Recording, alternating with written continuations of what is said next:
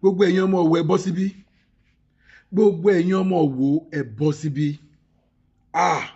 eléyìí gbẹnu tán o Olúwo ti forí jalè àgbọ̀n o ọba Olúwo Abdulrasheed Olúwo ó mà ti forí ja ilé àgbọ̀n gbogbo kí tó wò mí ṣẹ́rí ní ìgbà tí mo rí fídíò kan tí ọba Olúwo ṣe tó fi accuse Ọ̀nìrìṣà Ọ̀ní of Ifẹ̀ ẹgbẹ́ bó ṣe yàn náà rọ̀ yẹn ó ní ìjà ò tí ì tán o ìjà ṣẹ̀ṣẹ̀ bẹ̀rẹ̀ ni o láàrin òun àti Ọ̀ní of Ifẹ̀ ìjà ṣẹ̀ṣẹ̀ bẹ̀rẹ̀ ni mo á wò pé kí ló ń ṣẹlẹ̀ kí ló tún ń ṣẹlẹ̀ sí bàbá yìí kí ni Ọ̀nìrìṣà tún ṣe fún bàbá yìí tó ní ìjà ṣẹ̀ṣẹ̀ bẹ̀rẹ̀ mo á baralẹ̀ mo á wo fídíò yẹn níbi tí ọba Olúwo ti ń sọ wípé Ọ̀nìrìṣà ló fi ṣé ex-girlfriend ló pè ní àbí ex-wife ló fi set òun up ló ní kó wá bà ayé òun jẹ́ pé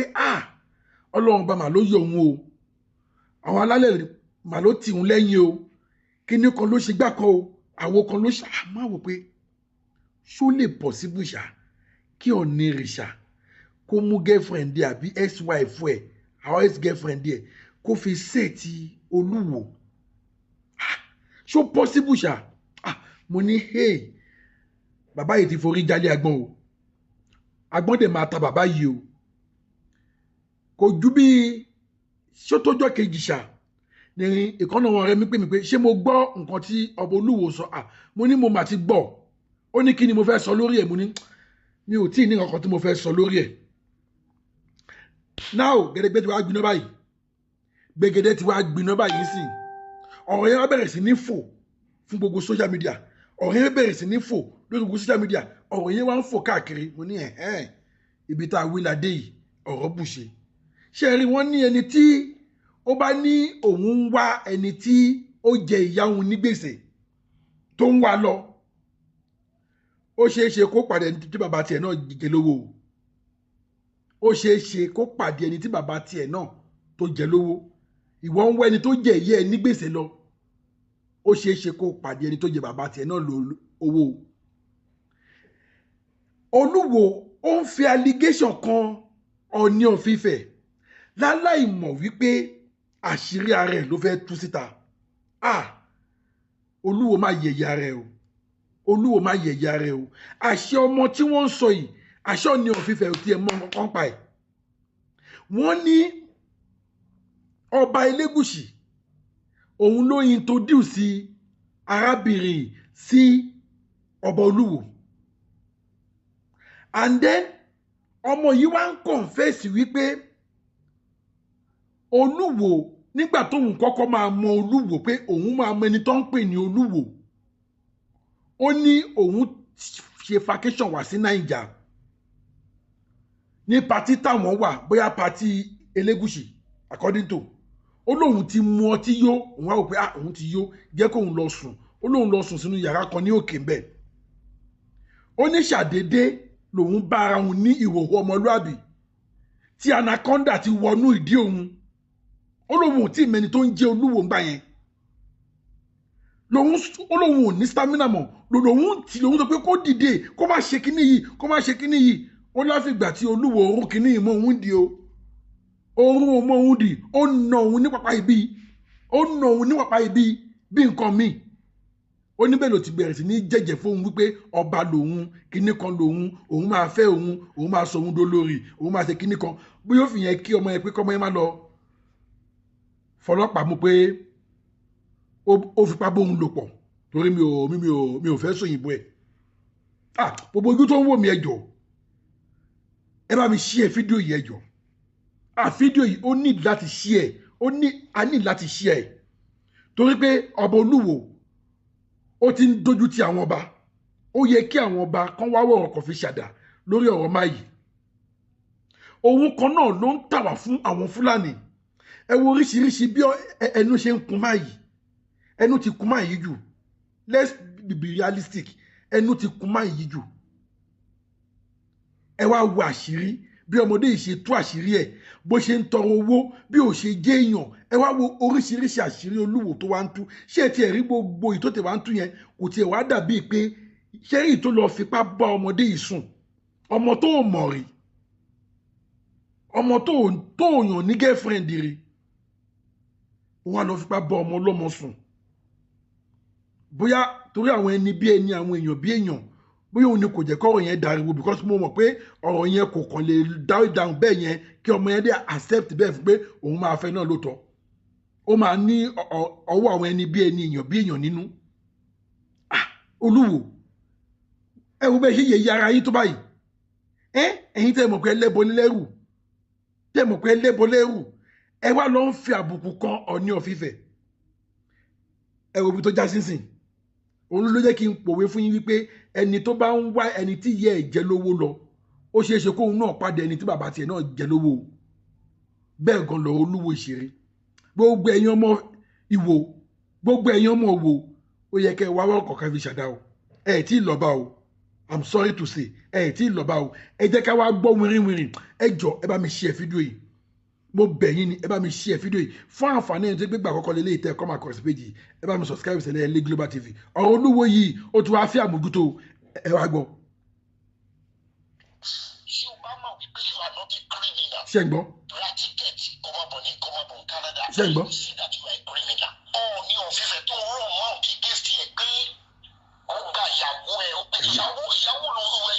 kò tiẹ̀ tó kó gbàyàwó òun ó ló fọmọbìnrin sẹ́ẹ̀tì òun.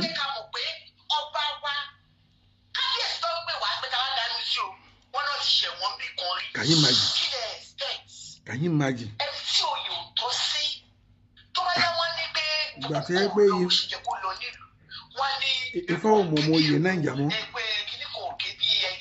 ó fa sí ní ifá tí mọ́ ọmọ oyè bẹ́ẹ̀ ni bẹ́ẹ̀ ni. ọba kì í kọ́ ìyàwó bó ti wé ilé bóyá torí pé ó di pé ó fẹ́ pa wọ́n bọ̀ kábíyèsí fi yé wa níjẹta wípé kí Ọọ̀ni jáde kó wá sọ tí ó bá yẹ pé òun ló lọ gba ilé fún ọmọbìnrin tá à ń sọ yìí pé wọ́n dẹ̀ fi wọn ní òǹtẹ̀ tó lọ ṣe tààtààtà. Can you imagine? olóhùn allegation fún ni lẹ́nu. kábíyèsí Ọọ̀ni o ìjà ṣẹ̀ṣẹ̀ bẹ̀rẹ̀. àdúró ìyàwó tí Ọọ̀ni ní ìyàwó tí ẹ lọ́ abẹ́ àgbà.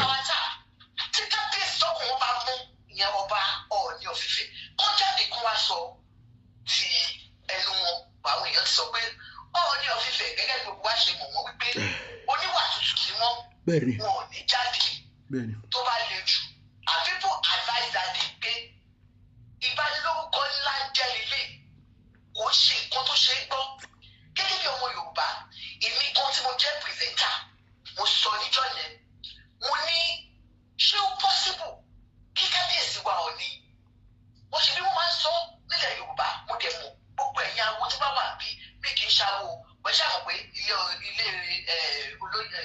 olóyè náà ni àwa náà jọba nílùú ọmọ ọba mi nísàlẹ̀ mo mọ̀ kó máa sọ pé awo ò gbọ́dọ̀ tẹ bàǹtẹ̀ awo.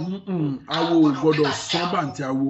it is not possible. awo kò gbọ́dọ̀ sán bàǹtẹ̀ awo. kó dàyà dé ìyàwó awo ẹgbẹ́ it is brotherhood wọn kì í ṣe wọn kì í báyàwó ara wọn sùn níbi tó lè dé even ordinary girlfriend kan awo kì í tẹ bàǹtẹ̀ awo. Okay, so I was just wondering, but so what possible? But what I was trying to get at was about the fact that where is our culture? Nígbà tá à ń rí àwa ọmọ Yorùbá tá à ń jà gàgà lórí Facebook tá à ń jà lórí Instagram tá à ń búra wa tá à ń ṣe tá a fẹ́ lọ fẹjọ́ sùn ṣe bá àwọn ọba lóye kó bá wa dá sí ṣùgbọ́n àwọn ọba tó fẹ́ bá wa dá sí àwọn ọba ṣe kí ni social media ìjà activated pé kí ló lè fà á tó jẹ́ pé ọba fúnra wọn máa ní ìjà ṣẹ̀ṣẹ̀ bẹ̀rẹ̀ ni wọn wá jàjà yẹn nínú ilé wọn bọ́ síta wọn ní bí ọba wa Ọọ̀ni kó rọ àwọn lóyè ọ̀ kó suspend àwọn wípé kò tó bẹ́ẹ̀ pé because àwọn jọ wà ní sàwáwò ni and people there said ó ju àwọn lọ kí kábíyèsí wa ọba tẹ́lẹ̀ kí wọ́n dákẹ́ bẹ́ẹ̀ pé kò possible kó máa fi àwọn gbé Ọọ̀ni of Ifẹ̀ gbogbo wa láti ilẹ̀ history tí wọ́n kọ́ wa mọ́ ní school ó ti bá àwọn jẹ́ because nígbà yẹn definitely gbogbo wa ti mọ̀ you understand wípé ọba Ọọ̀ni of Ifẹ̀ òun lórí gbogbo ọba Yorùbá ntọ́kọ̀ wa nìyẹn gbà táwa ṣe history bọ́ọ̀dà tó gbogbo yẹn ò sí mọ́ Ṣọlá Odúnẹyẹ, don't please, I beg you, don't mention it. Jọ̀ọ́ Ṣọlá Odúnẹyẹ jọ̀ọ́ torí Ọlọ́run. Ẹ̀jẹ̀ dárúkọ yẹn. Ẹjọ́ mo fọlọ́run bá bẹ̀ yín. Mi ò sí ní ẹjọ́ mà Ọlọ́run akẹ́yìn mà. God bless you ma. So ó ti yé yín wípé surely kábíyèsí wa wọn ò lè jáde sọ̀rọ̀ because ọba tó ju ọba lọ ní àwọn ni first one Ọọ̀ni ìrìṣà, you understand? Ọọ̀ni ìrìṣà wọ́n ní ẹ̀gbọ́n kọ́ bàbá kẹ́sì ìdálulẹ̀ ẹ̀yìn jáde ẹ̀ṣẹ̀ nu. So for you as a king tó tẹ̀lé paramount because ọba tá a sọ yìí gan wọn kì í ṣọba kékeré wọn kì í ṣe àwọn ọba kékèké ọba high class ọba làwọn náà. Lẹ́yìn for the accusation because àwọn èèyàn ti sọ pé ntọ́ba yìí sọ yìí ó máa dá wàhálà lẹ̀. Báwo èèyàn ṣe èmi gan sọ bẹ́ẹ̀. wọ́n rí bàbá wa kan wọ́n ti interview ẹni tó gbé bàbá wa ọba kí ló ń jẹ́ ìtọ́sọ̀rọ̀ yìí. Abdulrasheed Olúwo. Kí ló náà wọ́n jẹ́ ọba Rasheed Tẹ̀lú of Iwoland tó fi wọ́n jẹ ọba tó wọ́n help wọn tí wọ́n fi dépò ọba yẹn. Bàbá òkú lòkun là ń pè wọ́n.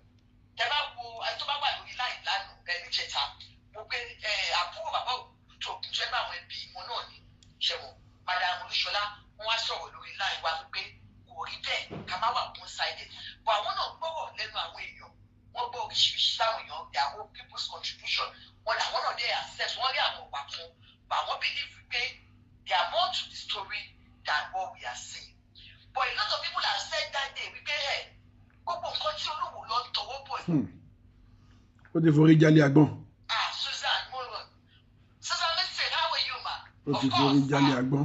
Gbogbo èèyàn náà sọ pé wọ́n ń ṣe bí ọba jàgídíjàgan oríṣiríṣi.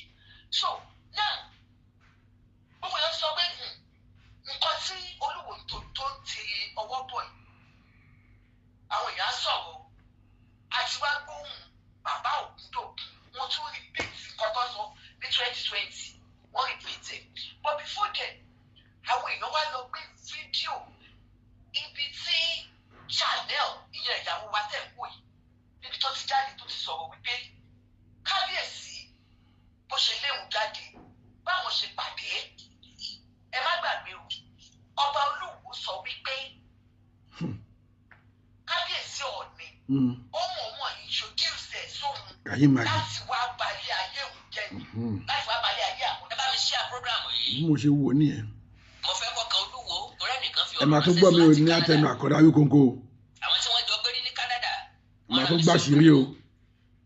Onítọ̀ ń fọ̀rọ̀ ránṣẹ́ wọ́n dẹ̀ bẹ̀ mí gan kí n jọ torí Ọlọ́run kí n bá wọn play ọ̀rọ̀ àwọn so that èmi àtẹ̀yìn ò lè mọ irú èèyàn tí Olúwo jẹ́ ṣẹ́ gbàgbé lára tí kan Olúwo lára wọn ni pé ikọ̀ kan láàrin wa díẹ̀ nínú wa mọ ọ̀pọ̀ àṣírí nípa Olúwo ìgbà tọ́rọ̀ ti pé èmi mo foyọ Ọọ̀ni jọba tó jáde àwọn tí wọ́n jọ gbé ní Canada àwọn tó jọ gbé ní Germany wọ́n pè mí tí wọ́n jọ sunú lé pé tó bá fẹ́ mú gbó tàbí mú kúkúyé gbà yẹn àwọn máa ń lé síta ni. Kúyè. jíṣẹ́ Olúwo tọ́jọba wo táwọn àwọ̀ òré èèyàn gidi fi jọba tó dò ní wọ́n rí píìkì. pé àwọn máa ń lé jáde ni wọ́n máa ń gbé báàgì fẹ́nìkan gbà náà. ìrántí orúkọ ẹni yẹn mọ́ o ìrántí alẹ́ àṣẹ.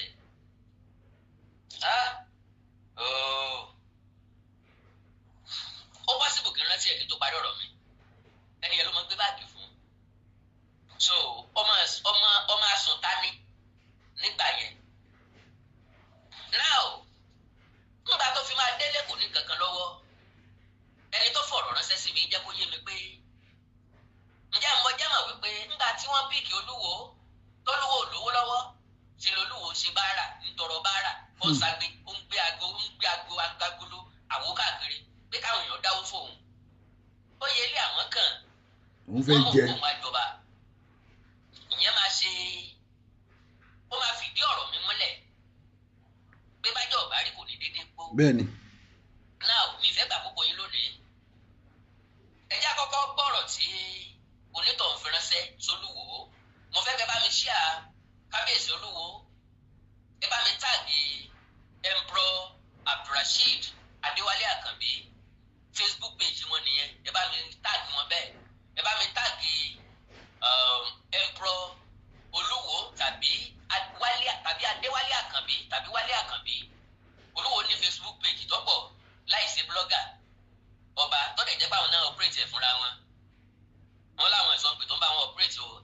Ẹ jẹ́ amúkàlẹ̀ tó ká mú tọmọ, ẹ gbọ́dọ̀ dárákùnrin fi ránṣẹ́. We go out of that union. I wish you could play this my voice clip to Rashidi Oluwo.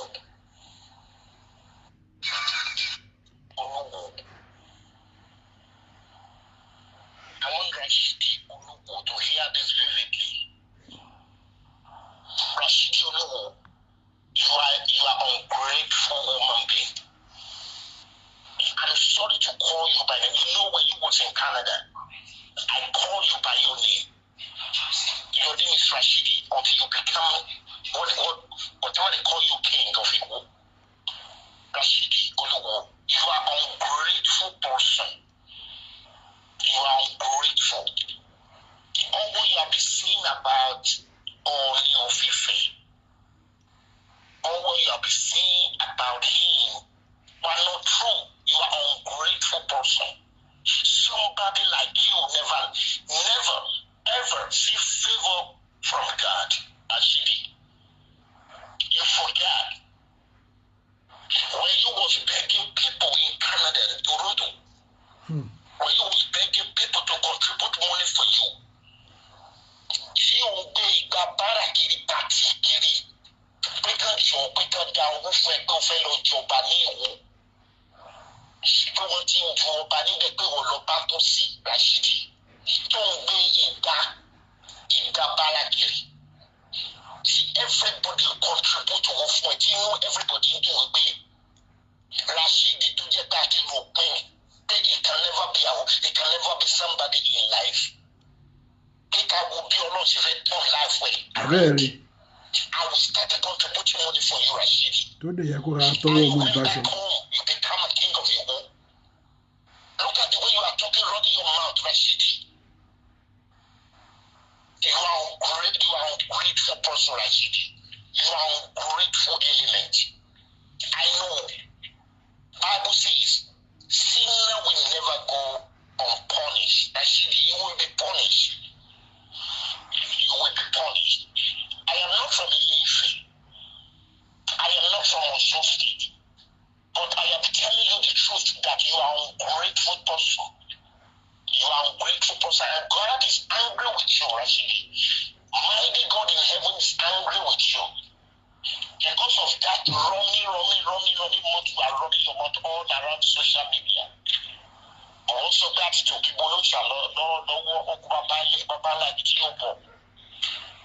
God can remove it. You are an ungrateful person, Rashidi. I want to play this my voice clip to you, and I want everybody in Igbo to hear this my voice vividly. Rashidi is an ungrateful person.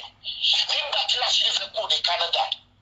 Rashidi started begging people to be contributing money for him. I will contribute money for Rashidi.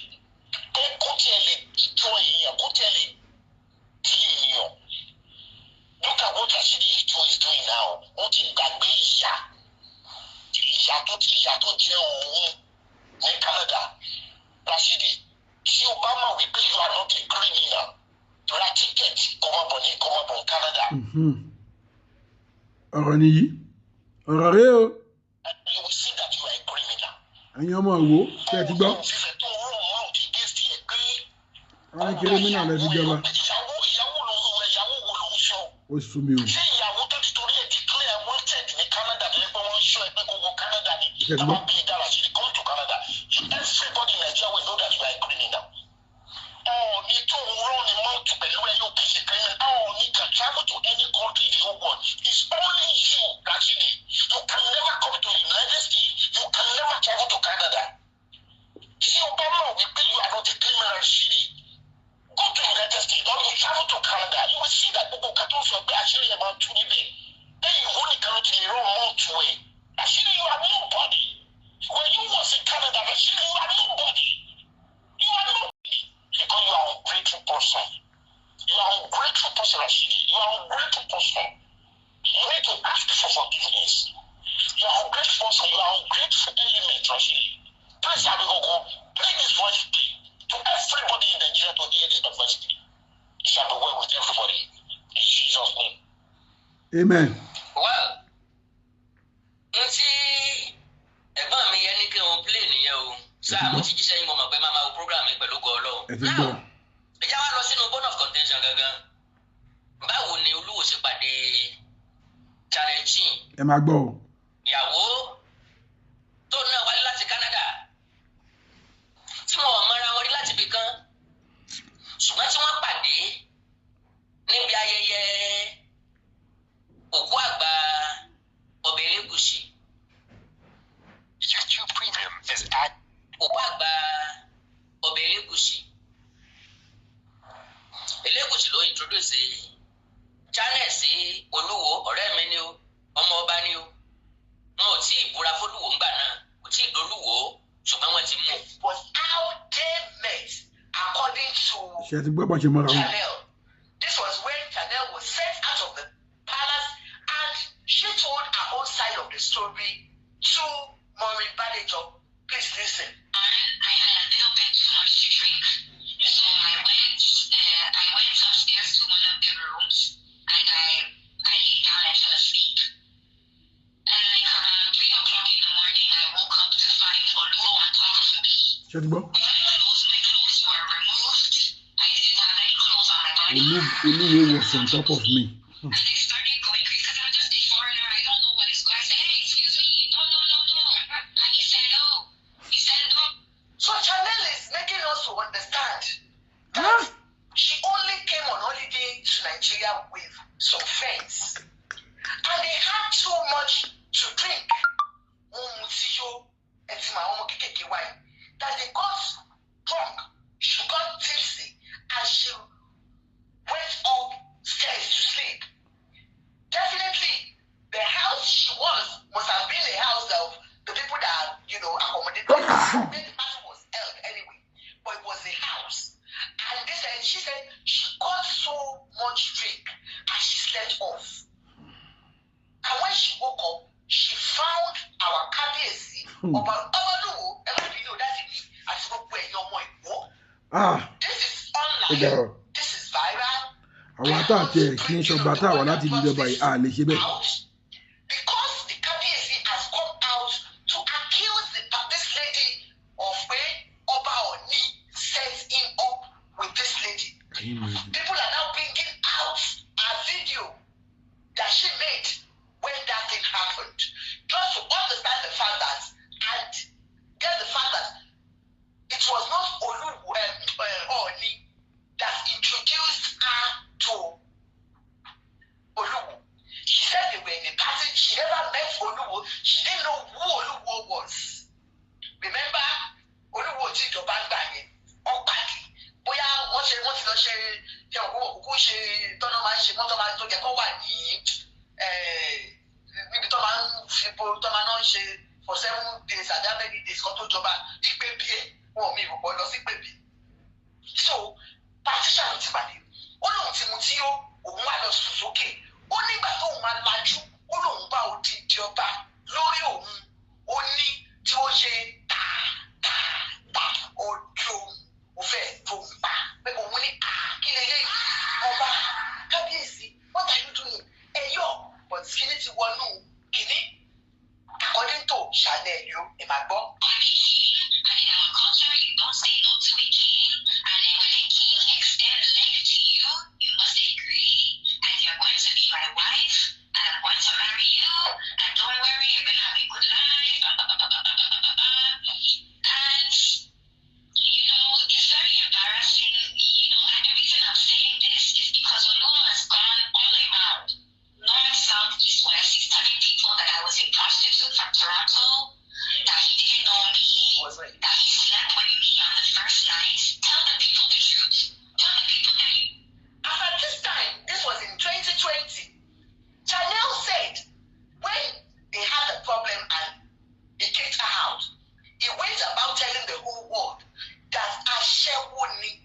that somebody that I just met one day would talk maybe meanwhile ìyàwó tó fẹ́ sí ilé ni so many àwọn ọkùnrin wà bẹ́ẹ̀ o àwọn ọkùnrin bíi kábíyèsí wa yìí tọ́kítà wọn àti ìyàwó wọn bá jà wọ́n kàn máa ṣe gbàgbàgbà ní ẹ̀ máa kọ́gbọ́n yóò ṣe nọ́mbà 6 ó dẹ̀ jẹ́ 7 lẹ́ní ó dẹ̀ jẹ́ 32 lọ́pọ̀lọ́ yín gbogbo ẹ̀ náà oṣù gbàtẹ́ bá báyàwó yín jà ẹ̀ máa wọ́n ti gbàtẹ́ jẹ́ pàdé bẹ́ẹ̀ ṣe bá sùn bẹ́ẹ̀ ṣe gbé bẹ́ẹ̀ ṣe ṣe ìjà wà láàrin ọkọ àti ìyàwó.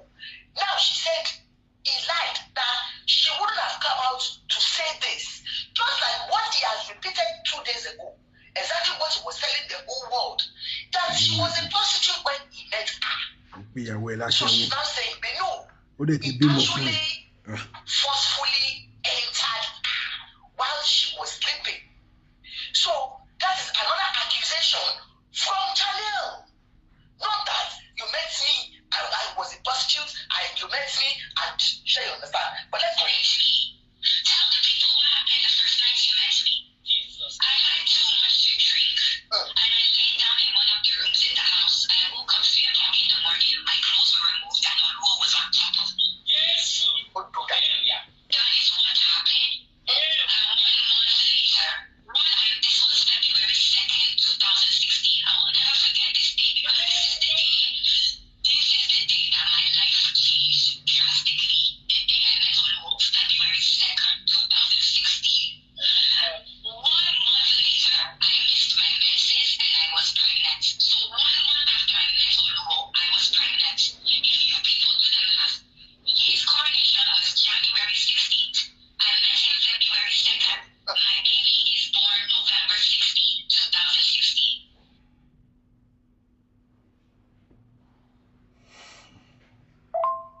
November from February is 9 months. That's when I met Oluwa. February 2nd. Oh God. He raped me. And the next day, because he already listen to me, Lori, I'm not going to say I was a virgin. I was not a virgin, but because he slept with me the first night, he raped me. The next day, he said, okay, we're going to the walk, we're going to the palace, and I will make you queen. So we went there, he told me I should pack on my load, and he's bringing me to the walk to do marriage, and we're moving into the palace, and blah, blah, blah. Maureen, the very next day, when we got to the walk, there was no palace. The palace didn't even have a roof. There was no palace. Barrister Atanda. Barrister Atanda, he's also based in UK. He can attest to this. We were staying in Barrister Atanda's home. That is where we stayed. There was no palace. There was no royal, I will make you my Olori. There was nothing. There was even a family that came they were so upset because Oluwa, this virgin, one girl from that town, had promised that family marriage. So when that family got to find out one Canadian was with this king, that is when he went to the news because he promised a lot of women. He started sleeping around with a lot of women from Lagos to Igbo to Oshogo to Ibadan. He was sleeping with a lot of women and promising them Olori. So when people started to find out, oh, there's one Jamaican woman living with him, and blah, blah, blah, blah, that is when he went to City People and put this fake news that, oh, his wife from Canada, he married me. So she said because he forcefully entered her. Sister Luwaliko. Odindi Oba. He forcefully entered her. So he promised her marriage. Peradventure, so that she won't go out and start saying it to the whole world. What is making noise there? And you know, after that time, he came back without a wife. According to what people said, that he has numerous baby mamas in Canada. That is alleged, that he had so many baby mamas in Canada. And so when he came to Nigeria, he had no Olori. And according to Chanel, he had disvirgined some young girls, virgins, in Iwo, promising their parents marriage. Can you imagine? Allegedly said by his ex-wife. You can hear what we're playing. So I'm just, rephrasing it. So that he had promised so many women the Olori title. And even most of us abroad, we want to become Olori. You remember that Olori Tologba, that Olori in London, that she went to gold. Nigeria, olórí tó wá kí pé wọ́n gbà wọ́n. You remember? So many of our ladies abroad here, they want to go home and become olórí. They always go and borrow money from banks just to be called olórí. But so many of them just to become olórí. So anyway, she said so many of the Igbo girls were his victims. And so, but she didn't know anything about culture. But of course, she wanted to be a queen too. We will not come with Chanel. She wanted to become a king queen too. So she accepted. In as much as Okukuti Bamusu, and she said the following day, he took her to Igbo, promising her that he will live a lavish life. Don't worry, I am a king. You become an olori, and then I will make life very suitable for you. You understand? So when they got to Igbo, she said there was no place like palace. The palace was powerless. Kò sí palace, ilé ọ̀rẹ́ ni wọ́n tún lọ ń gbé. And that's the man she mentioned the name. Thank you, sir.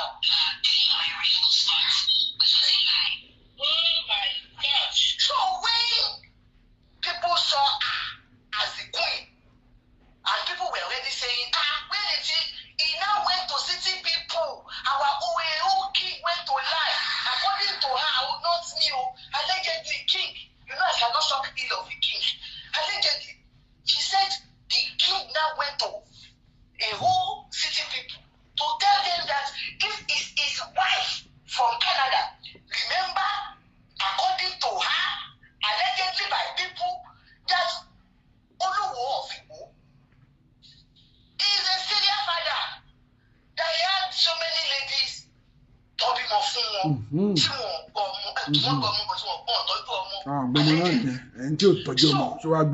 lady now, he now made it, gave us the impression as Nigerians, as Yoruba, we pay ìyàwó àwọn láti Canadian, and gbogbo àwọn ifá wa àwọn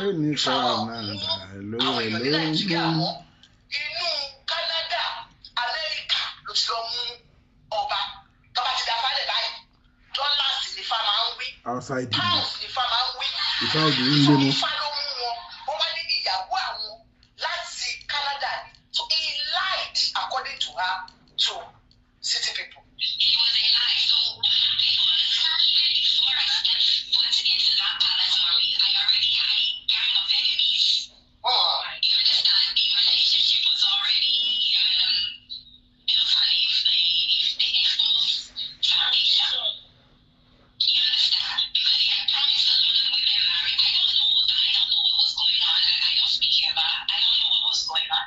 You understand? What of it? So then there was a lot of backlash about me on the internet. A lot of women started writing bad things about me on the internet. I've never been to Nigeria a day in my life. But a lot of Nigerians were writing bad things about, she's a bad girl from Canada. She says, I don't know anybody in Nigeria for that to say I'm a bad girl. You understand? Yes. So, you understand, even now that I'm not with this person, there's so many women that come into my inbox every day. You're just a bad, you're bad, and God will punish you. Where do I know you from? You spent all of his money when you were enjoying his money. Where were you? Because I never met you a day in my life. I never seen you. So how do you know what happened behind closed doors of that palace? So I'll just tell all of you guys, don't let this person fool you. He will never support your business. He will come and he doesn't have anything. So whatever you guys want to defend him, I don't know. You Marie, you understand? So many people have joined this almost fight against me that they don't even know me from anywhere. So that's how we met. Long story cut short, that was how we met. It's a long story and it's very, It's a very long story. So that was how they met. very beautiful. You remember, he told the whole world that it was Ooni of Ife that introduced the lady. And the lady said it's a lie.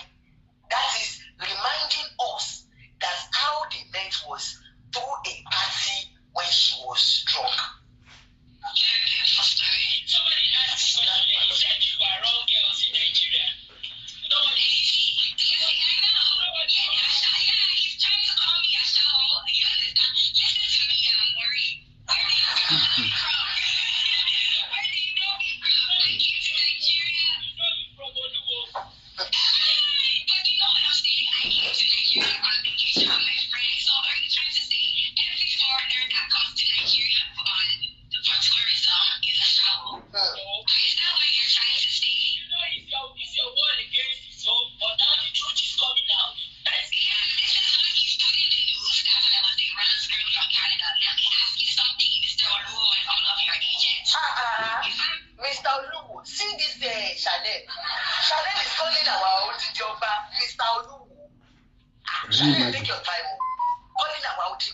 Ọba yín ló fi rẹ̀ wọlẹ̀. Ọba yín ló fi rẹ̀ wọlẹ̀.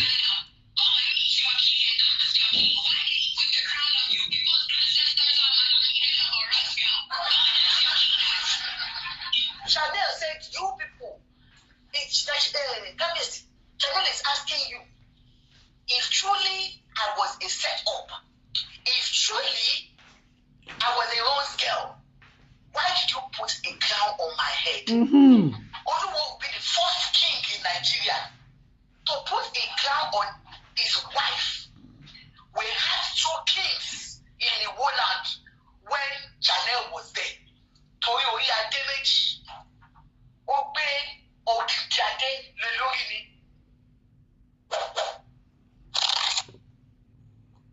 Pé rose girl òun, wọ́n dẹ̀ wọ́n wá ní, ó dẹ̀ gbé adé lé òun lórí. Till she left the palace, she was still using the crown. So she's now reminding you guys and reminding the Kabiyesi that you are calling me names. You are saying, this man, the king on your Ife, set you up, set me up, and to you, Abikiriko.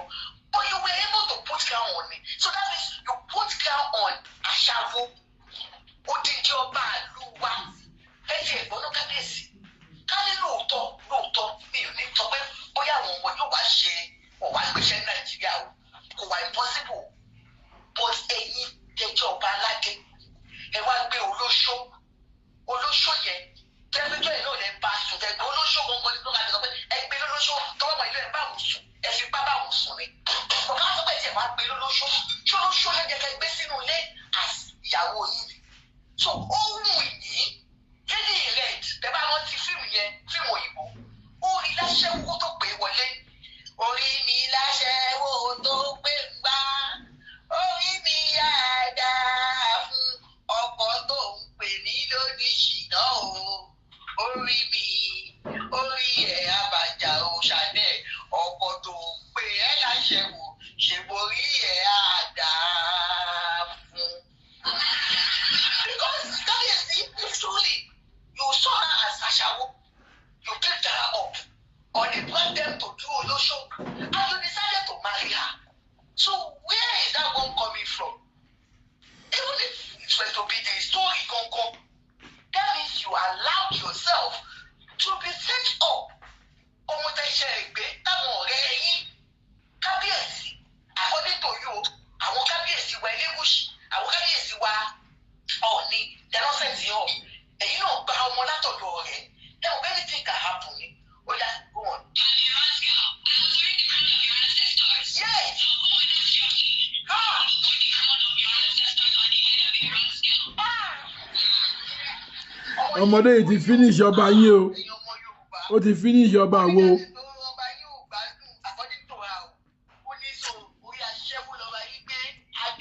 Can you imagine? Yẹ pé ọmọdé yìí ti finish ọba wo. Ẹ̀yin ọmọ wo ẹ̀wọ́ yẹyẹ ọba yín. Òun ló fi síbi tí Kábíyèsí wa tí wọ́n ti bá wa láàpù kìnìtà wí tó ń láàpù kìnìtà wí tó ń ọmọ Chanel náà ló gbé síta. Calm down. And I'm tired. Honestly. Baba, somebody Daddy Kenny Aborishade asked a question before I go to this one. He said, was it Oluwo that stole his said money that was missing in the hotel? Ẹ tún máa gbọ́. Wọ́n lọ jí owó ló tẹ̀ yìí, wọ́n jí Kábíyèsí wa, Kábíyèsí. Wọ́n tún. Ó ní owó tó tiẹ̀ lọ jí ló tẹ̀ lọ ìta ló jí Kábíyèsí.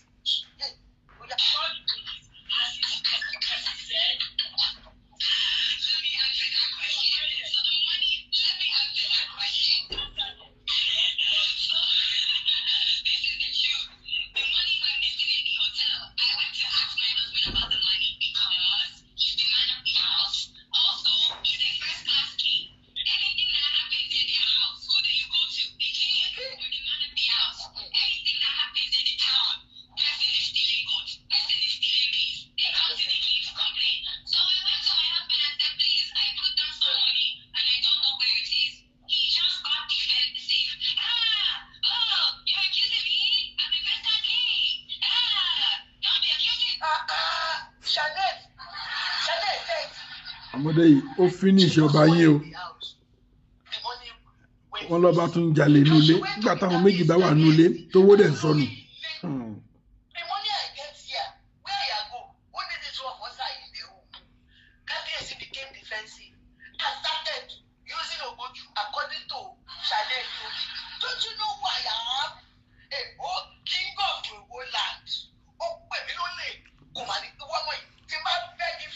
nígbà tẹ́yìn méjì wà nulẹ̀ tó wó dẹ̀ ń sọnù.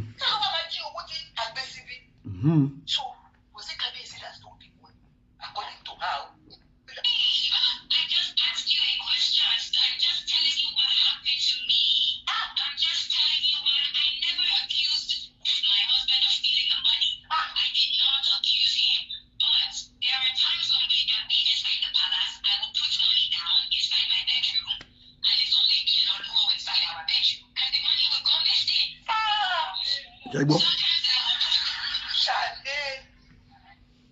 Ọ̀nà ìtì finish ọba yín. Honestly, on a very serious note, our men watching here, I am begging you, don't go and marry Olosho and marry them. If truly it was Olosho that she wants to, hey, did you hear that? Even with the unexpected. Only the color of the man will watch it. Ó máa ń sọ inú ilé ó ló máa pa ara ẹni bí iṣó ó lówó yẹn kó máa lọ ọdún ẹbí mọ tó kí owó nínú ilé odidi ọba ṣé wọ́n fẹ́ sọ fún wa pé ọba yẹn lọ ń lo owó yẹn lọ fi ra gidi I was wrong with you this girl you are very rude girl calling a whole first class king only that's too much from you now Chanel this Chanel ó tún ọba wa yìí síta o ká ní ọmọ Yorùbá tí kábíyèsí ká ní òótọ́ ni o tí wọ́n fi kíní wọn tó fi dá àgbáyé ẹ̀ nínú àwọn ọmọ báládé nínú àwọn ọmọ ẹgbẹ́ yìí àwọn ọmọ tán ní kábíyèsí ti jábàálẹ̀ ẹ̀gàn. ṣó lè tú àṣírí kábíyèsí síta ẹ bá mi dáhùn o ṣó pọ́sibú ọmọ Yorùbá gidi. ọmọ Yorùbá lè ṣe bẹ́ẹ̀ láyé. wọ́n ti máa gbà mọ́ kádàrá àgbà fún kábíyèsí ń jalè wọ́n gbà fọlọ́hún ni. kódà ìṣòro ẹ̀kú ni. àgbà fún kábíyèsí fa ó máa gbà fọlọ́hún ni àgbà fún kábíyèsí ṣe yàwó ó máa gbà fọlọ́hún ni. ọmọ olójú tọrọ yìí. olójú kóikó yìí. kábíyèsí onídìí ọba aládé ó gbé síta ó ní kábíyèsí ṣe yàwó ó ní kábíyèsí fẹ́wọ́ ẹ̀ máa tó.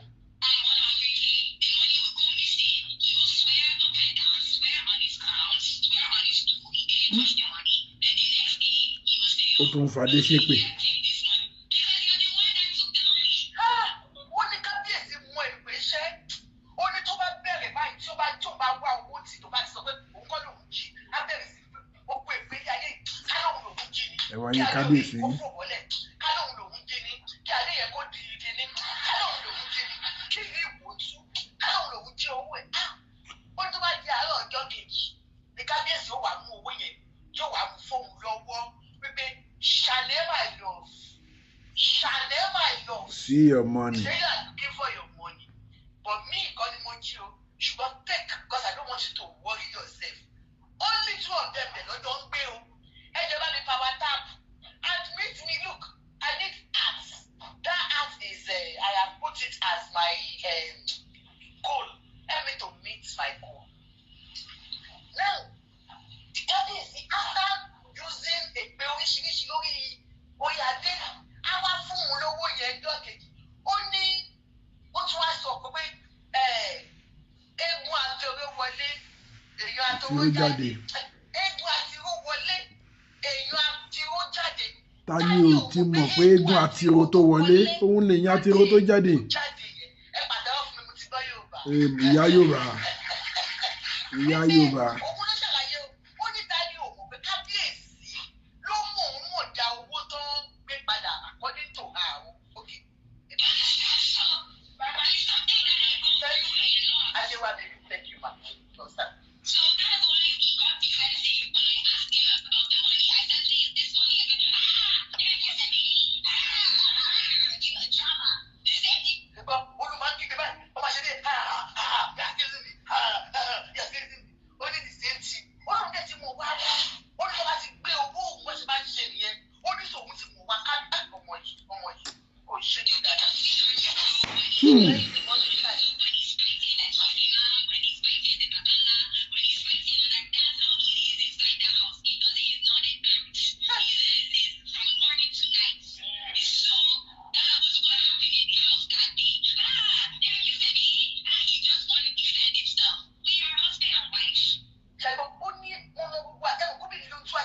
síta jù ọmọ burúkú lọmọ yìí ó tún gbogbo àṣírí kábíyèsí síta. ohun tọ́mọ Yorùbá ò lè ṣe ọmọ Yorùbá ó máa sọ di sóònù ẹ̀kú ni. ó ní bí kábíyèsí ṣe máa ń ṣe nìyẹn ó ló máa ń parọ́ kí ló dé máa ń jà kiri ni ó ní bó ṣe máa ń jà nìyẹn ṣífù máa mú ti bá jà àwọn kìnnì kan ti bá ọmọ ìlú tún gbogbo àṣírí òdìdí ọba aládé. kàyín máa jì ojú òtí ẹ̀ tì.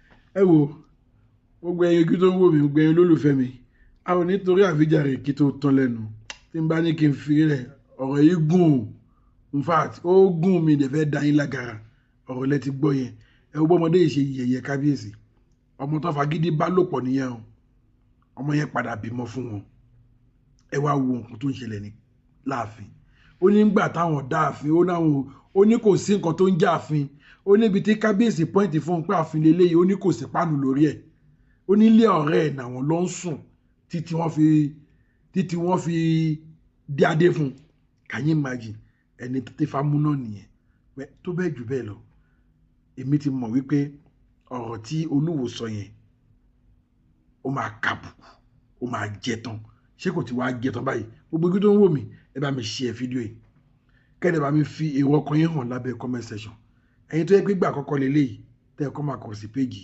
ẹ bá mi subscribe sílẹ̀ ilé Global TV kí lè rọkọ tí ó ní Ọọ̀ni of Ifẹ̀ ló fọmọdé yìí sẹ́ẹ̀tì òun ẹ gbọ́ bọ́n ṣe náà mọ́ra wọn ó tó rèpù ọmọ ni ó fagídí bọ́mọ sùn torí wípé kọ́mọ yẹn máa lọ arrest ẹ̀ ló yẹ sọ pé òun máa fẹ́ ọmọ yẹn ókè kátẹ̀ wàá gbà wípé ọ̀rọ̀ rí bẹ́ẹ̀ ṣó yẹ kó tún máa wá lanu kó tún máa pe ìyàwó tó bímọ fún ẹni tó pe lólórí tí gbogbo Olúwo mọ̀ àṣìyọ olórí ṣó yẹ kó jáde wá sórí social media kó máa pè láṣẹ́wó kó máa sọ pé ń gẹ́ tó pàdé ẹ̀ ìjọ náà ló bá sùn meanwhile ìwọ́dẹ̀ ló fagídí bọ́ ọmọdé yìí ní àjọṣepọ̀ níbi tọmọdé yìí ti mọ tí yó tó sùn sí tó bá yẹ pé ìlú tó yẹ pé wẹ́nà ọmọ rìpọ́ọ̀tù náà because tó yẹ pé ọmọ bá rìpọ́ọ̀tù ni ó yẹ kó Olúwo wà nínú ẹ̀wọ̀n báyìí ni ó yẹ kó máa sáfù ẹ̀wọ̀n lọ́wọ́lọ́wọ́ báyìí ni but ọmọ yẹn ò rìpọ́ọ̀tù ẹ̀ torí pé ọmọ yẹn ò rìpọ́ọ̀tù ẹ̀ ń sìn ó jẹ lọ́sìn ó tún wá ń fọmọ yẹn ṣe yẹ̀yẹ̀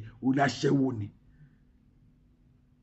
bàbá ṣé ẹ mọ̀ pé yín gangan lẹ́ ń tàbùkù ara yín ni ìyàwó tẹ́ ẹ gbé sílé tẹ́ ẹ pè lólórí tẹ́ ẹ dẹ̀ fi hàn gbogbo òlú tí gbogbo òlú ń pè ní olórí ẹ wá jáde sórí social media ẹ tún ń pè láṣẹ́wó ara yín lè embarrass mo yẹ sọ pé àwọn ọba tó kù wọ́n nídìí kan mójútó ọ̀rọ̀ Olúwo dáadáa ọ̀rọ̀ Olúwo ó ti gba mójútó báyìí orí tó wò mí bá mi share fídíò yìí kẹ́lẹ́ bá mi subscribe sílẹ̀ ilé Global TV mo tún padà bọ̀ ire o.